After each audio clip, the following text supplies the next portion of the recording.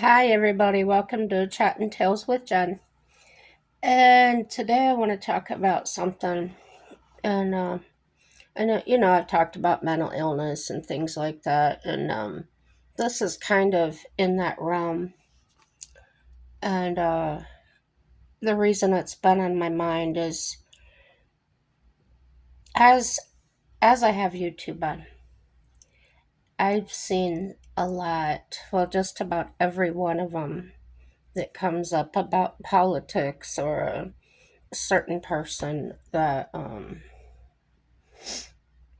TV shows or whatever, talk shows, there are more views on those videos than a lot of good videos or positive videos.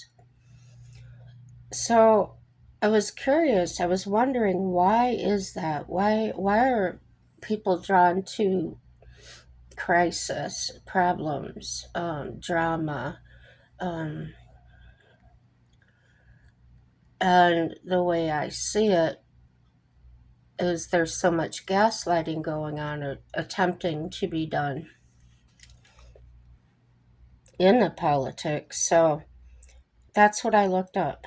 How does gaslighting affect the brain? Um, Subscribe if you feel like it. And gaslighting affects the brain by creating chronic stress, which can lead to neurobiological changes and impaired cognitive function. The manipulative tactics erode a person's sense of reality, causing them to question their own memories and perceptions. Wow, isn't that something? And in severe cases, the development of post traumatic stress disorder, PTSD. Yeah, fascinating, but not in a good way. The neurobiological changes, chronic emotional abuse from gaslighting activates the body's stress response, causing both structural and chemical changes in the brain. Overactive, the amygdala, which regulates the brain's fear response, can become overactivated from the constant psychological threats of gaslighting. This causes a person to become hypervigilant, treating everyday interactions as potential threats. Elevated cortisol. The body releases high levels of cortisol, the primary stress hormone. This can lead to anxiety, insomnia, memory problems, and irritability. Hippocampus shrinkage.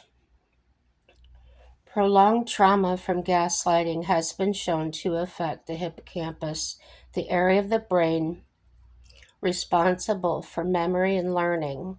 This can result in memory loss and misremembering events, which gaslighters can then use as proof that the victim is unreliable. Weakened prefrontal cortex. The part of the brain that handles reasoning and decision making can become less effective under constant emotional abuse. This can leave victims feeling confused, indecisive, and stuck. So, I have said many times, be careful what you're eating, and that means what you're putting into your brain, the information you're putting in there. And I try and practice that. I limit the videos I watch. I'm very careful about what TV shows I watch and what movies I watch. Um, yeah. So the cognitive dissonance and confusion. Victims experience intense mental distress from the conflict between their own perceptions of reality and the gaslighter's distorted version of events. This leads to confusion, self doubt, and a gradual loss of identity. Yeah, losing yourself, losing, you ever wake up and say, who am I? What am I doing? Um, this is terrible. Eroded self trust and confidence. By constantly questioning the victim's judgment and memories, gaslighting erodes their confidence. Over time, a person may become overly reliant on the abuser for validation and guidance, feeling they cannot trust their own thoughts. Impaired decision making. With their self trust undermined, victims can struggle with decision making and critical thinking. They may fear making the wrong choice and become dependent on the gaslighter for guidance. Trauma responses. Gaslighting is a form of trauma. It can lead to anxiety, depression, and symptoms similar to complex PTSD, CPTSD. And if you want to understand or look into more of that, I did make a video on that. Um, Maybe January, February, something like that. The cycle of neurological conditioning.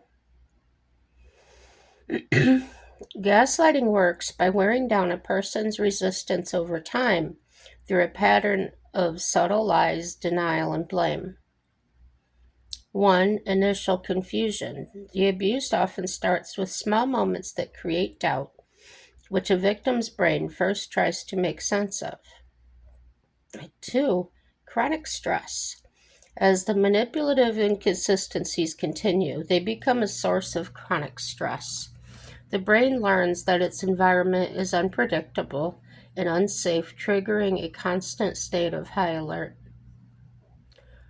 Trauma-informed thinking. Eventually, the brain adapts to the abuse by developing trauma responses, such as people-pleasing, overthinking, and over-explaining. These are not simple personality traits, but conditioned survival mechanisms. Recovery and healing. Fortunately, these neurological impacts are not permanent. When a person escapes the abusive environment, their brain has the ability to regain its original functioning. Therapy, support groups, and rebuilding self-trust are key parts of the recovery process. So, I'm not going to talk about me. I'm just going to say that that's part of my problems. So, the constant reposting. Somebody posts this video about negative remarks or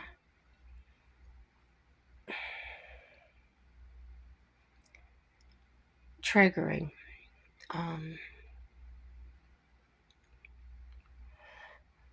The news does it, YouTube does it.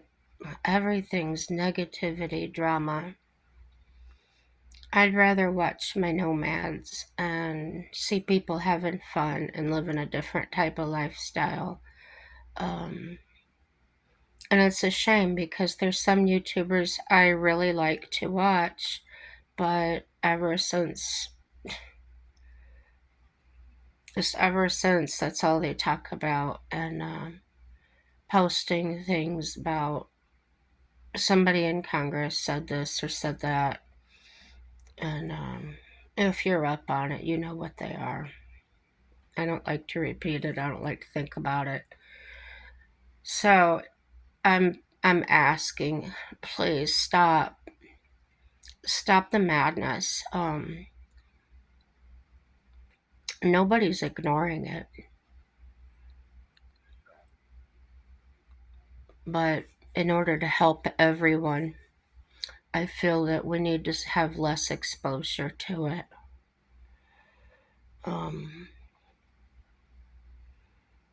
It's difficult to stay away from.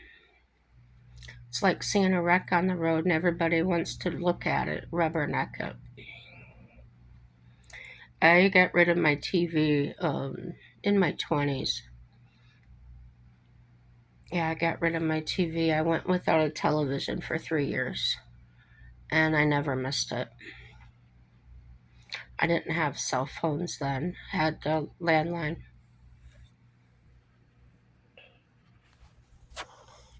And I felt a whole lot better about myself.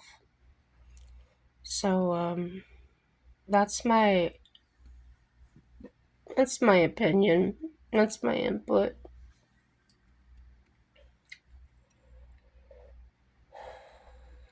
There's a certain television talk show that everybody's on all the time talking about it.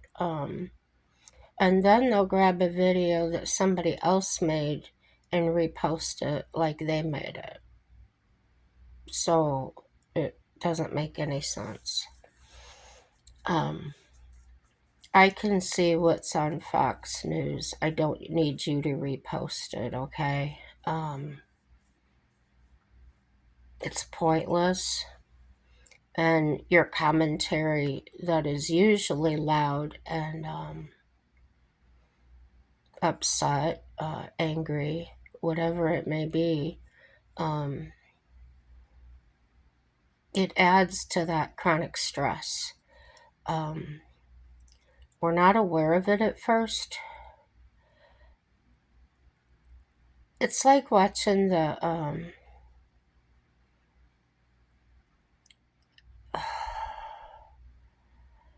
first show that comes to mind is Criminal Minds, okay? And you think it's interesting and you want to learn about it. But what it's actually doing to your brain is it's changing it. You're becoming desensitized. You're becoming, your thought patterns are changing. Your emotions are going to change. And soon you'll become this person you don't recognize. And that's everybody. Some happens to less, sometimes more. Um, but it does happen. It's going to change everybody. And these TV shows now, I can't watch them. It's gay people kissing and making out, which has nothing to do with the storyline. Um, it has nothing to do. It's just like thrown in there for no reason. Watching a, watching a perfectly good movie the other night, and out of nowhere, this guy and this old guy like together. Dumb. I'm straight, but I don't even like seeing straight people half naked and making out on a television show. I think it's gross. Um, I think that's something to be done in the privacy of your own home, and I really don't want to see it. And the people that do want to see it are pretty gross about it. Yeah, not good.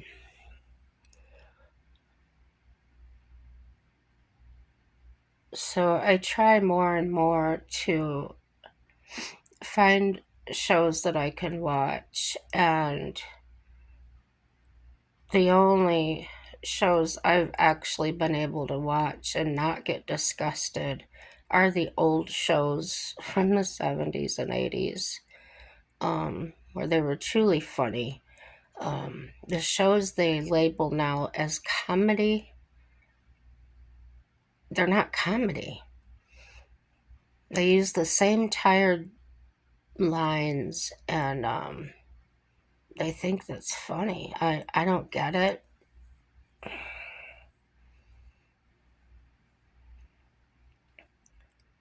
They try to create racism, which there never was, um, in the first place on that subject or whatever it was. It's like It's gaslighting, guys, in its purest form. And